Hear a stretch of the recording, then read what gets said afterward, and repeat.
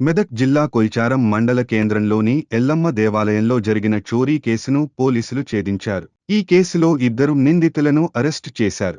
ఈ నెల 10వ తేదీ ఉదయం గుర్తు తెలియని దుండగులు ఎల్లమ్మ దేవాలయంలో చోరీ చేసి ఎల్లమ్మ విగ్రహంపై ఉన్న ముక్కుపుడక హుండీ చోరీ చేసి పరారయ్యారు. ఈ విషయంలో కేసు నమోదు చేసిన పోలీసులు దర్యాప్తు చేశారు. మెదక్కు చెందిన అఫ్సర్ జహంగీర్, గోవిందుగారి ప్రవీణ్ అనే 2 నిందితులను అరెస్టు చేసి రిమాండ్ తరలించినట్లు ఎస్ఐ మహమ్మద్ గౌస్ తెలిపారు. వారి నుండి బంగారు ముక్కుపుడక కొంత నగదు స్వాధీనం చేసుకున్నామని అన్నారు.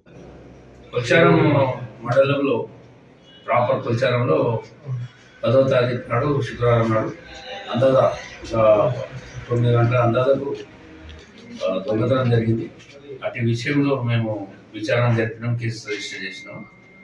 అక్కడ మాకు దొరికిన క్లూస్ ప్రకారం మాకు ఈ దొంగలకు పట్టుకోవడం జరిగింది. ఎందుకంటే పాత నేరస్తులు కాబట్టి మాకు ఈజీగా దొరకడం జరిగింది. అది వాళ్ళు రాత్రికి ఆ దొంగతనం చేయడానికి ఇక్కడికి వచ్చేసి తాళం పగలగొట్టి అండకెళ్ళి ఎల్లమ్మ తల్లి యొక్క ముక్కు పుడక మరియు అదేవిధంగా కొన్ని గుడికి ఎత్తుకుపోయి గుడి కంటే దూరంగా తీసుకొచ్చి పొదల కాడ పగలగొట్టి అందులో ఉన్న డబ్బులు తీసుకొచ్చారు. వేరు వచ్చేసి మొదట అఫ్సర్ తండ్రి జాంగీర్, ఇంకా ఇది గోవిందపు గారి ప్రవీణ్, తండ్రి విట్టెల్, కుమ్మరు, ఇది కుమ్మరివాడ ఈ పిల్లగాని అతను సిద్దిపేట మన గాంధీనగర్ మెదక్లో ఉంటాడు.